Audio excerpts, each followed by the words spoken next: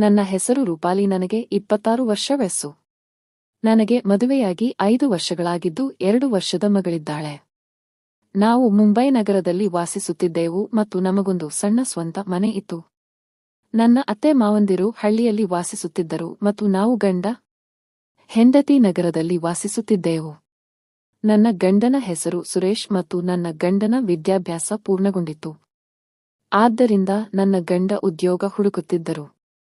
ಆದರೆ ನನ್ನ ಗಂಡನಿಗೆ ಎಲ್ಲಿಯೂ ಕೆಲಸ ಸಿಗಲಿಲ್ಲ. ಒಂದು ದಿನ ನನ್ನ ಗಂಡ ತನ್ನ ಸ್ನೇಹಿತನಿಗೆ ಫೋನ್ ಮಾಡಿದನು. ಅವನು ಕೂಡ ಮುಂಬೈನಲ್ಲಿ ವಾಸಿಸುತ್ತಿದ್ದ. ಅವನಿಗೆ ಸ್ವಂತ ಮನೆ ಇತ್ತು ಮತ್ತು ಅವನು ತುಂಬಾ ಶ್ರೀಮಂತನಾಗಿದ್ದ. ಅವನು ದೊಡ್ಡ ಮೆಡಿಕಲ್ ಸ್ಟೋರ್ ಇತ್ತು. ನನ್ನ ಗಂಡ ಅವನಿಗೆ, ದೀಪಕ್, ನಿನ್ನ ಪರಿಚಯದಿಂದ ನನಗೆ ಎಲ್ಲಾದರೂ ಕೆಲಸ ಕೊಡಿಸು. ನಾನು ತುಂಬಾ ಕಡೆ ತಿರುಗಾಡಿದ್ದೇನೆ, ಆದರೆ ನನಗೆ ಎಲ್ಲಿಯೂ ಕೆಲಸ ಸಿಗುತ್ತಿಲ್ಲ ಎಂದನು. ಆಗ ದೀಪಕ್, ಸುರೇಶ್, ನೀನು ಎಲ್ಲಿಯೂ ಹೋಗುವ ಅಗತ್ಯವಿಲ್ಲ. ನೀನು ನಾಳೆಯಿಂದಲೇ ನನ್ನ ಮೆಡಿಕಲ್ ಸ್ಟೋರ್ನಲ್ಲಿ ಕೆಲಸ ಪ್ರಾರಂಭಿಸು ಎಂದನು. ಆಗ ನನ್ನ ಗಂಡ, ಧನ್ಯವಾದ ದೀಪಕ್, ನೀನು ನನಗೆ ಕೆಲಸ ಕೊಟ್ಟೆ ಎಂದು ಹೇಳಿ ಫೋನ್ ಇಟ್ಟನು. ದೀಪಕ್ ಮತ್ತು ಅವನ ಹೆಂಡತಿ ಒಂಟಿಯಾಗಿ ವಾಸಿಸುತ್ತಿದ್ದರು, ಏಕೆಂದರೆ ಅವರಿಗೆ ಮಕ್ಕಳಿರಲಿಲ್ಲ. ಮರುದಿನದಿಂದ ನನ್ನ ಗಂಡ ಮೆಡಿಕಲ್ ಸ್ಟೋರ್ನಲ್ಲಿ ಕೆಲಸ ಮಾಡಲು ಪ್ರಾರಂಭಿಸಿದನು ಮತ್ತು ನಾನು ಕೂಡ ನನಗಾಗಿ ಕೆಲಸ ಹುಡುಕುತ್ತಿದ್ದೆ. ಆದರೆ ನನ್ನ ಗಂಡ, ರೂಪಾಲಿ, ನೀನು ಕೆಲಸ ಹುಡುಕಬೇಡ. ನೀನು ಕೆಲಸಕ್ಕೆ ಹೋದರೆ ನಮ್ಮ ಮಗಳನ್ನು ಯಾರು ನೋಡಿಕೊಳ್ಳುತ್ತಾರೆ? ರೂಪಾಲಿ, ಚಿಂತೆ ಮಾಡಬೇಡ. ಈಗ ನನಗೆ ಕೆಲಸ ಸಿಕ್ಕಿದೆ ಮತ್ತು ನನ್ನ ಸ್ನೇಹಿತ ನನಗೆ ಉತ್ತಮ ಸಂಬಳವನ್ನು ಕೊಡುತ್ತಾನೆ.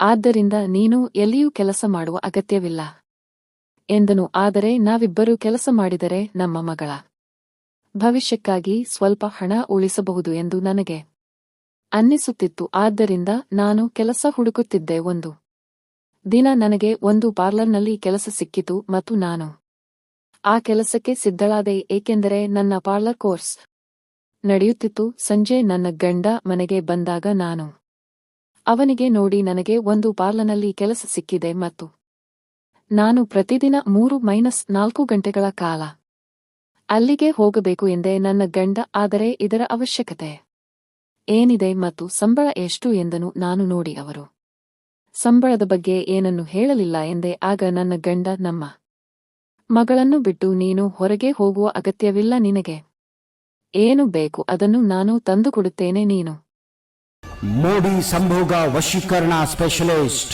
ವಶೀಕರಣಕ್ಕೋಸ್ಕರನೇ ಕರೆ ಮಾಡಿ. ಮಹಾಕಾಳಿ ತಾಂತ್ರಿಕ ಪೀಠಂ ಶ್ರೀ ಮಹಾ ಅಘೋರ ತಪಸ್ವಿ. ನಿಮ್ಮ ಪ್ರೀತಿಯನ್ನ ಮರಳಿ ಪಡೆಯಬೇಕೇ?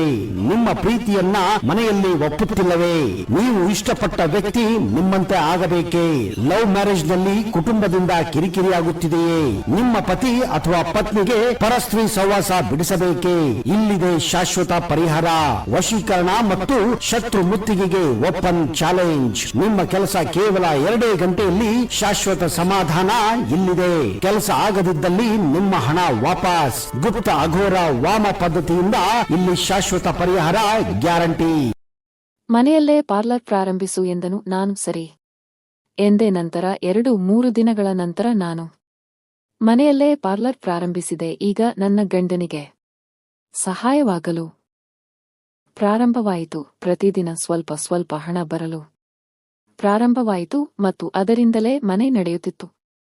ಈಗ ಎಲ್ಲವೂ ಸರಿಯಾಗಿ ನಡೆಯುತ್ತಿತ್ತು. ಆದರೆ ಒಂದು ದಿನ ಇದ್ದಕ್ಕಿದ್ದಂತೆ ನನ್ನ ಗಂಡನ ಸ್ನೇಹಿತನಿಗೆ ಹೃದಯಘಾತವಾಯಿತು ಮತ್ತು ಅದರಲ್ಲಿಯೇ ಅವನು ಮರಣ ಹೊಂದಿದನು. ಇದರ ನಂತರ ಮೆಡಿಕಲ್ ಸ್ಟೋರ್ನ ಎಲ್ಲಾ ಜವಾಬ್ದಾರಿಯೂ ನನ್ನ ಗಂಡನ ಮೇಲೆ ಬಿತ್ತು. ಆದ್ದರಿಂದ ನನ್ನ ಗಂಡ ಈಗ ಬೆಳಿಗ್ಗೆ ಬೇಗನೆ ಮೆಡಿಕಲ್ ಸ್ಟೋರ್ ತೆರೆಯಲು ಹೋಗುತ್ತಿದ್ದನು. 2 ತಿಂಗಳುಗಳು ಕಳೆದಿವೆ ಮತ್ತು ಈಗ ಮೆಡಿಕಲ್ ಸ್ಟೋರ್ನ ಯಜಮಾನಿ, ಅಂದರೆ ನನ್ನ ಗಂಡನ ಸ್ನೇಹಿತನ ಹೆಂಡತಿ, ಪ್ರತಿದಿನ ಬರಲು ಪ್ರಾರಂಭಿಸಿದಳು. ಅವಳು ಬಂದು ಸುಮ್ಮನೆ ಕುಳಿತುಕೊಳ್ಳುತ್ತಿದ್ದಳು. ಅವಳಿಗೆ ಏನು ತಿಳಿದಿರಲಿಲ್ಲ. ನನ್ನ ಗಂಡನೇ ಎಲ್ಲವನ್ನೂ ನೋಡಿಕೊಳ್ಳುತ್ತಿದ್ದನು ಮತ್ತು ಪ್ರತಿದಿನ ಸಂಜೆ ಅವಳಿಗೆ ಹಣ ಕೊಡುತ್ತಿದ್ದನು. ನಿಧಾನವಾಗಿ ಅವಳಿಗೆ ನನ್ನ ಗಂಡನ ಮೇಲೆ ನಂಬಿಕೆ ಬರಲು ಪ್ರಾರಂಭಿಸಿತು. ಆದ್ದರಿಂದ ಅವಳು ಕೆಲವೊಮ್ಮೆ ಮನೆಯಲ್ಲೇ ಇರುತ್ತಿದ್ದಳು. ನನ್ನ ಗಂಡ ಸಂಪೂರ್ಣ ಪ್ರಾಮಾಣಿಕತೆಯಿಂದ ಮೆಡಿಕಲ್ ಸ್ಟೋರ್ ನೋಡಿಕೊಳ್ಳುತ್ತಿದ್ದನು ಮತ್ತು ಸಂಜೆ ಎಲ್ಲಾ ಹಣವನ್ನು ಅವಳಿಗೆ ಕೊಡುತ್ತಿದ್ದನು. ಆದರೂ ಅವಳು ಮೆಡಿಕಲ್ ಸ್ಟೋರ್ನಲ್ಲಿ ಕ್ಯಾಮೆರಾ ಹಾಕಿಸಿದಳು. ಮನೆಗೆ ಬಂದ ನಂತರ ನನ್ನ ಗಂಡ ನನಗೆ ಈ ಬಗ್ಗೆ ಹೇಳಿದನು. ನಾನು ನೋಡಿ ಅವಳಿಗೆ ನಿಮ್ಮ ಮೇಲೆ ನಂಬಿಕೆ ಇಲ್ಲ, ಅದಕ್ಕೆ ಅವಳು ಕ್ಯಾಮೆರಾ ಹಾಕಿಸಿದ್ದಾಳೆ. ಆದರೆ ಅದರಿಂದ ನಮಗೇನು ತೊಂದರೆ?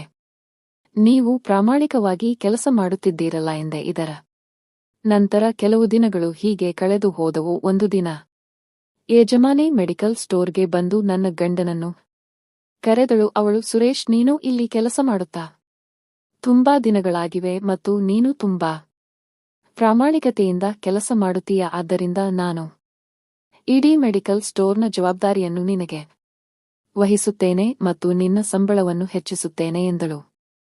ಈಗ ನನ್ನ ಗಂಡನ ಸಂಬಳ 25,000 ಆಗಿತ್ತು. ಈಗ ಅವಳು ಎಲ್ಲಾ ಜವಾಬ್ದಾರಿಯನ್ನು ನನ್ನ ಗಂಡನ ಮೇಲೆ ಹಾಕಿದಳು ಮತ್ತು ಅವಳು ನಿಶ್ಚಿಂತೆಯಾದಳು. ನನ್ನ ಗಂಡ, ಅತ್ತಿಗೆ, ನಿಮಗೆ ಮೆಡಿಕಲ್ ಸ್ಟೋರ್ನ ಬಗ್ಗೆ ಯಾವುದೇ ಮಾಹಿತಿ ಇರಲಿಲ್ಲ, ಅದಕ್ಕೆ ನಾನು ನೋಡಿಕೊಳ್ಳುತ್ತಿದ್ದೆ. ಎಲ್ಲಾ ಜವಾಬ್ದಾರಿಯನ್ನು ನನ್ನ ಮೇಲೆ ಹಾಕಬೇಡಿ, ನನಗೆ ಮನೆಗೂ ಸಮಯ ಕೊಡಬೇಕಾಗುತ್ತದೆ ಎಂದನು. ಆಗ ಅತ್ತಿಗೆ, ಸುರೇಶ್, ಒಂದು ಕೆಲಸ ಮಾಡು, ನೀನು ನಿನ್ನ ಹೆಂಡತಿಯನ್ನು ಕೂಡ ಇಲ್ಲಿ ಕೆಲಸಕ್ಕೆ ಕರೆದುಕೊಂಡು ಬಾ ಎಂದಳು. ನನ್ನ ಗಂಡ ಬೇಡ ಎಂದನು. ಆಗ ಅತ್ತಿಗೆ, ನಾನು ನಾಳೆ ನಿಮ್ಮ ಮನೆಗೆ ನಿನ್ನ ಹೆಂಡತಿ ಮತ್ತು ಮಗಳನ್ನು ನೋಡಲು ಬರುತ್ತೇನೆ ಎಂದು ಹೇಳಿ ಅವಳು ಮರುದಿನ ನನ್ನ ಗಂಡನೊಂದಿಗೆ ನಮ್ಮ ಮನೆಗೆ ಬಂದಳು. ಅವಳು ನಮ್ಮ ಮನೆಯನ್ನು ನೋಡಿದಳು ಮತ್ತು ನನ್ನ ಮಗಳು ಮತ್ತು ನನ್ನನ್ನು ಭೇಟಿಯಾದಳು. ಅವಳು ತುಂಬಾ ಶ್ರೀಮಂತಳಾಗಿದ್ದಳು ಮತ್ತು ನನಗಿಂತಲೂ ಹೆಚ್ಚು ಸುಂದರವಾಗಿದ್ದಳು. ಅವಳನ್ನು ನೋಡಿದ ತಕ್ಷಣ ಯಾವುದೇ ಪುರುಷ ಅವಳ ಪ್ರೀತಿಯಲ್ಲಿ ಬೀಳಬಹುದಿತ್ತು. ಅವಳು ತುಂಬಾ ಆಕರ್ಷಕವಾಗಿದ್ದಳು. ಅಂದರೆ ಅವಳು ನಿಧಾನವಾಗಿ ನನ್ನ ಗಂಡನ ಪ್ರೀತಿಯಲ್ಲಿ ಬೀಳಲು ಪ್ರಾರಂಭಿಸಿದ್ದಳು. ಅವಳು ನನ್ನ ಗಂಡನನ್ನು ತುಂಬಾ ನಂಬಿಕೆಗೆ ತೆಗೆದುಕೊಂಡಳು ಮತ್ತು ಮೆಡಿಕಲ್ ಸ್ಟೋರ್ ಅನ್ನು ಅವನಿಗೆ ನೋಡಿಕೊಳ್ಳಲು ಕೊಟ್ಟಳು. ಅವಳು ಯಾವಾಗ ಬೇಕಾದರೂ ಮೆಡಿಕಲ್ ಸ್ಟೋರ್ಗೆ ಬರಲು ಪ್ರಾರಂಭಿಸಿದಳು. ಒಂದು ದಿನ ಮಧ್ಯಾಹ್ನದ ಸಮಯದಲ್ಲಿ ಅವಳು ಮೆಡಿಕಲ್ ಸ್ಟೋರ್ಗೆ ಹೋದಳು. ಆ ಸಮಯದಲ್ಲಿ ನನ್ನ ಗಂಡ ಅಲ್ಲಿ ಕುಳಿತಿದ್ದನು. ತುಂಬಾ ಹೊತ್ತಿನವರೆಗೆ ಮೆಡಿಕಲ್ ಸ್ಟೋರ್ಗೆ ಯಾರೂ ಬರಲಿಲ್ಲ. ಆಗ ಅವಳ ಮನಸ್ಸಿನಲ್ಲಿ ಏನು ನಡೆಯುತ್ತಿತ್ತು ಎಂದು ನನ್ನ ಗಂಡನಿಗೆ ಯಾವುದೇ ಅಂದಾಜು ಇರಲಿಲ್ಲ. ಅವಳ ಗಂಡ ಅವಳನ್ನು ಬಿಟ್ಟು ಹೋಗಿದ್ದನು. ಅಂದಿನಿಂದ ಅವಳಿಗೆ ಏನು ಸುಖ ಬೇಕಿತ್ತು ಅದು ಸಿಗುತ್ತಿರಲಿಲ್ಲ. ಆದ್ದರಿಂದ ಅವಳು ನನ್ನ ಗಂಡನೊಂದಿಗೆ ತನ್ನ ಆಸೆಗಳನ್ನು ಪೂರೈಸಿಕೊಳ್ಳಲು ಪ್ರಯತ್ನಿಸುತ್ತಿದ್ದಳು. ಅವಳು ನನ್ನ ಗಂಡನಿಗೆ, ಸುರೇಶ್, ತುಂಬಾ ತಡವಾಗಿದೆ, ಯಾರು ಬಂದಿಲ್ಲ, ಸ್ವಲ್ಪ ಸಮಯದವರೆಗೆ ಮೆಡಿಕಲ್ ಸ್ಟೋರ್ ಮುಚ್ಚು ಎಂದಳು. ಅದಕ್ಕೆ ನನ್ನ ಗಂಡ, ಆದರೆ ಅತ್ತಿಗೆ ಎಂದಾಗ ಅವಳು, ನಾನು ಇಲ್ಲೇ ಇದ್ದೇನೆ, ನಾವಿಬ್ಬರೂ ಒಟ್ಟಿಗೆ ಊಟ ಮಾಡೋಣ. ನಾನು ನಿಮಗಾಗಿ ತುಂಬಾ ರುಚಿಯಾದ ಇಡ್ಲಿ ಸಾಂಬಾರ್ ತಂದಿದ್ದೇನೆ ಎಂದಳು. ಹೀಗೆ ಹೇಳಿ ನನ್ನ ಗಂಡನಿಗೆ ಮೆಡಿಕಲ್ ಸ್ಟೋರ್ ಮುಚ್ಚಲು ಹೇಳಿದಳು. ನನ್ನ ಗಂಡ ಒಳಗಿನಿಂದ ಮೆಡಿಕಲ್ ಸ್ಟೋರ್ ಮುಚ್ಚಿದ ನಂತರ ಇಬ್ಬರು ಒಳಗೆ ಊಟ ಮಾಡಲು ಕುಳಿತರು. ಊಟ ಮಾಡುವಾಗ ಅವಳು ಉದ್ದೇಶಪೂರ್ವಕವಾಗಿ ನನ್ನ ಗಂಡನನ್ನು ಮುಟ್ಟುತ್ತಿದ್ದಳು ಮತ್ತು ಅವನನ್ನೇ ನೋಡುತ್ತಿದ್ದಳು. ಆದರೆ ನನ್ನ ಗಂಡ ಅವಳ ಕಡೆ ಗಮನ ಕೊಡದೆ ಊಟ ಮಾಡುತ್ತಿದ್ದ.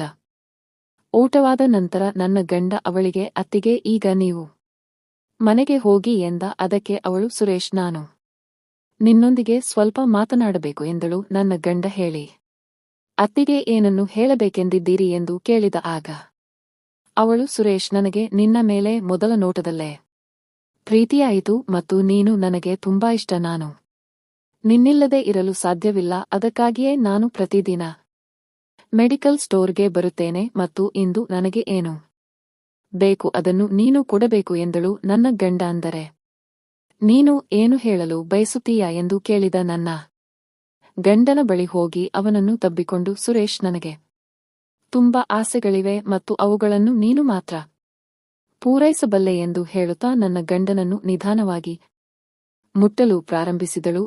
ಈಗ ಸಂಜೆ 5 ಗಂಟೆ ಆಗಿತ್ತು. ನಂತರ ಇಬ್ಬರು ಫ್ರೆಶ್ ಆಗಿ ಮೆಡಿಕಲ್ ಸ್ಟೋರ್ ತೆರೆದರು.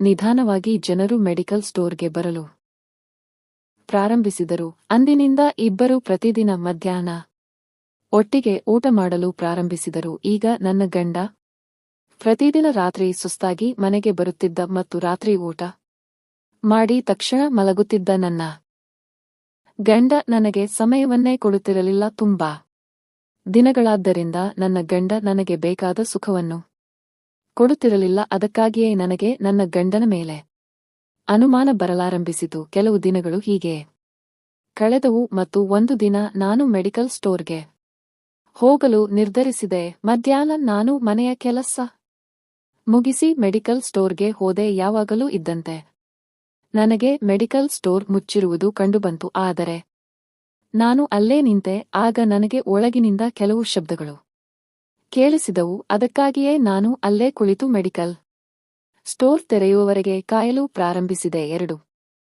ಗಂಟೆಗಳ ನಂತರ ಮೆಡಿಕಲ್ ಸ್ಟೋರ್ ತೆರೆಯಿತು ಮತ್ತು ನನ್ನ ಗಂಡ ನನ್ನನ್ನು ನೋಡಿದ ತಕ್ಷಣ ಸ್ವಲ್ಪ ಗಾಬರಿಯಾದನು ಮತ್ತು ರೂಪಾಲಿ, ನೀನು ಇಲ್ಲಿ ಏನು ಮಾಡುತ್ತಿದ್ದೀಯಾ ಎಂದು ಕೇಳಿದ ಕೂಡಲೇ ನಾನು ಒಳಗೆ ಹೋದೆ. ನನ್ನ ಕಡೆ ನೋಡುತ್ತಾ, ರೂಪಾಲಿ, ಏನಾದರೂ ಕೆಲಸವಿತ್ತಾ ಎಂದು ಕೇಳಿದರು. ನಾನು ಇಲ್ಲ, ಹಾಗೆ ಸುಮ್ಮನೆ ಬಂದೆ ಎಂದೆ. ಮಾಲೀಕರು ಕುಳಿತುಕೋ ಎಂದರು. ನಾನು ಮೆಡಿಕಲ್ ಸ್ಟೋರ್ ಏಕೆ ಮುಚ್ಚಿದ್ದೀರಿ ಎಂದು ಕೇಳಿದೆ. ಆಗ ಅವಳು, ನಾವು ಊಟ ಮಾಡಬೇಕಿತ್ತು, ಅದಕ್ಕೆ ಮುಚ್ಚಿದ್ದೆವು ಎಂದಳು. ಅವಳು ನನ್ನಿಂದ ಏನನ್ನು ಮುಚ್ಚಿಡುತ್ತಿದ್ದಾಳೆ ಎಂದು ನನಗೆ ಅನಿಸಿತು. ನಾನು ಏನನ್ನು ಹೇಳದೆ ಮನೆಗೆ ಹೋದೆ. ಸಂಜೆ ನನ್ನ ಗಂಡ ಮನೆಗೆ ಬಂದಾಗ ನಾನು ಅವನಿಗೆ ಊಟ ಮಾಡುವಾಗ ಮೆಡಿಕಲ್ ಸ್ಟೋರ್ ಮುಚ್ಚುವ ಅವಶ್ಯಕತೆ ಏನಿದೆ ಎಂದೆ. ಆಗ ನನ್ನ ಗಂಡ, ಅರೆ ಏನೂ ಇಲ್ಲ, ನಿನಗೆ ತಪ್ಪು ಕಲ್ಪನೆ ಇದೆ, ನಿನಗೆ ಹಾಗೆ ಅನಿಸಿದ ದರೆ ನೀನು ನಾಳೆಯಿಂದ ನನ್ನೊಂದಿಗೆ ಮೆಡಿಕಲ್ ಸ್ಟೋರ್ಗೆ ಬಾ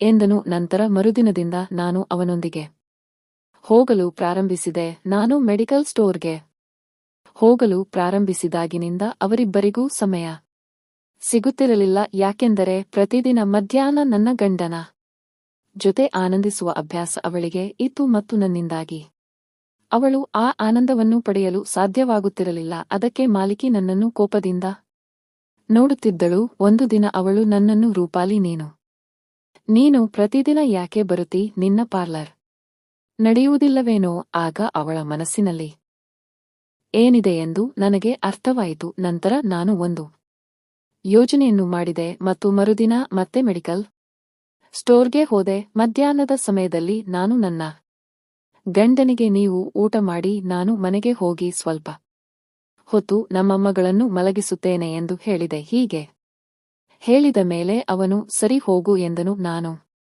ಅಂದುಕೊಂಡಂತೆ ಎಲ್ಲವೂ ನಡೆದಿತ್ತು. ಎಂದಿನಂತೆ ಊಟವಾದ ನಂತರ ಮಾಲಿಕಿ ನನ್ನ ಗಂಡನನ್ನು ಮುಟ್ಟಲು ಪ್ರಾರಂಭಿಸಿದಳು. ನಾನು ನನ್ನ ಗಂಡನಿಗೆ ಇದರ ಬಗ್ಗೆ ಕೇಳಿದೆ. ನಾನು ಹಿಂದೆ ಈ ಕೆಲಸವನ್ನು ಬಿಟ್ಟು ಬಿಡುತ್ತೇನೆ ಎಂದನು. ಆಗ ಮಾಲಿಕಿ ಕೂಡ ನನ್ನ ಬಳಿ ಕ್ಷಮೆ ಕೇಳಲು ಪ್ರಾರಂಭಿಸಿದಳು. ಅವಳು, ರೂಪಾಲಿ, ನನ್ನನ್ನು ಕ್ಷಮಿಸಿಬಿಡು. ನನ್ನ ಗಂಡನ ನಂತರ ನನಗೆ ಬೇಕಾದ ಸುಖ ಸಿಗುತ್ತಿರಲಿಲ್ಲ. ಅದಕ್ಕೆ ನಾನು ನಿನ್ನ ಗಂಡನನ್ನು ಆಕರ್ಷಿಸುತ್ತಿದ್ದೆ ಮತ್ತು ಅವನ ಜೊತೆ ಆನಂದಿಸುತ್ತಿದ್ದೆ. ರೂಪಾಲಿ, ದಯವಿಟ್ಟು ನನ್ನನ್ನು ಕ್ಷಮಿಸು ಎಂದಳು. ನೀನು ಏನು ಹೇಳಿದರೂ ನಾನು ಮಾಡಲು ಸಿದ್ಧನಿದ್ದೇನೆ. ನಂತರ ನಾನೊಬ್ಬ ಮಹಿಳೆಯಾಗಿ ಆಕೆಯ ನೋವನ್ನು ಅರ್ಥ ಮಾಡಿಕೊಂಡೆ ಮತ್ತು ಆಕೆಯನ್ನು ಕ್ಷಮಿಸಿದೆ. ನಾನು ನನ್ನ ಗಂಡನನ್ನು ಕರೆದುಕೊಂಡು ಮನೆಗೆ ಹೋದೆ. ಆಗ ನನ್ನ ಗಂಡನನ್ನು ತಬ್ಬಿಕೊಂಡು, ರೂಪಾಲಿ, ನನ್ನನ್ನು ಕ್ಷಮಿಸಿಬಿಡು, ಇಂದಿನಿಂದ ನಾನು ಬೇರೆ ಯಾವ ಹೆಂಗಸಿನ ಕಡೆಗೂ ನೋಡಲಾರೆ ಎಂದರು. ಹೀಗೆ ಹೇಳಿ ನನ್ನ ಮೇಲೆ ಪ್ರೀತಿಯ ಮಳೆ ಸುರಿಸಿದ ನಂತರ ನಾನು ಸಹ ಅವರನ್ನು ತಬ್ಬಿಕೊಂಡು ಬೆಂಬಲಿಸಿದೆ. ಅಂದು ನಾವು ಗಂಡ ಹೆಂಡತಿ ಒಬ್ಬರನ್ನೊಬ್ಬರು ತಬ್ಬಿಕೊಂಡು ನಮ್ಮೆಲ್ಲ ಆಸೆಗಳನ್ನು ಪೂರೈಸಿಕೊಂಡೆವು. ಇದರ ನಂತರ ಕೆಲವು ದಿನಗಳು ಹೀಗೆ ಕಳೆದು ಹೋದವು ಮತ್ತು ನನ್ನ ಗಂಡ ಒಂದು ಕಂಪನಿಯಲ್ಲಿ ಕೆಲಸಕ್ಕೆ ಸೇರಿಕೊಂಡರು.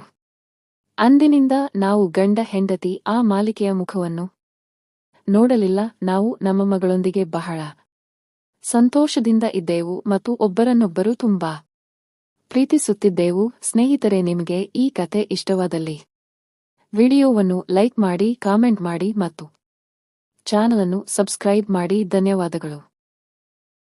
ಮೋಡಿ ಸಂಭೋಗ ವಶೀಕರಣ ಸ್ಪೆಷಲಿಸ್ಟ್. ವಶೀಕರಣಕ್ಕೋಸ್ಕರನೇ ಕರೆ ಮಾಡಿ. ಮಹಾಕಾಳಿ ತಾಂತ್ರಿಕ ಪೀಠಂ ಶ್ರೀ ಮಹಾ ಅಘೋರ ತಪಸ್ವಿ ನಿಮ್ಮ ಪ್ರೀತಿಯನ್ನ ಮರಳಿ ಪಡೆಯಬೇಕೇ? ನಿಮ್ಮ ಪ್ರೀತಿಯನ್ನ ಮನೆಯಲ್ಲಿ ಒಪ್ಪುತ್ತಿಲ್ಲವೇ? ನೀವು ಇಷ್ಟಪಟ್ಟ ವ್ಯಕ್ತಿ ನಿಮ್ಮಂತೆ ಆಗಬೇಕೇ? ಲವ್ ಮ್ಯಾರೇಜ್ ನಲ್ಲಿ ಕುಟುಂಬದಿಂದ ಕಿರಿಕಿರಿಯಾಗುತ್ತಿದೆಯೇ? ನಿಮ್ಮ ಪತಿ ಅಥವಾ ಪತ್ನಿಗೆ ಪರಸ್ತ್ರೀ ಸಹವಾಸ ಬಿಡಿಸಬೇಕೇ? ಇಲ್ಲಿದೆ ಶಾಶ್ವತ ಪರಿಹಾರ. ವಶೀಕರಣ ಮತ್ತು ಶತ್ರು ಮುತ್ತಿಗೆಗೆ ಓಪನ್ ಚಾಲೆಂಜ್. ನಿಮ್ಮ ಕೆಲಸ ಕೇವಲ 2 ಗಂಟೆಯಲ್ಲಿ ಶಾಶ್ವತ ಸಮಾಧಾನ ಇಲ್ಲಿದೆ. ಕೆಲಸ ಆಗದಿದ್ದಲ್ಲಿ ನಿಮ್ಮ ಹಣ ವಾಪಸ್. ಗುಪ್ತ ಅಘೋರ ವಾಮ ಪದ್ಧತಿಯಿಂದ ಇಲ್ಲಿ ಶಾಶ್ವತ ಪರಿಹಾರ ಗ್ಯಾರಂಟಿ.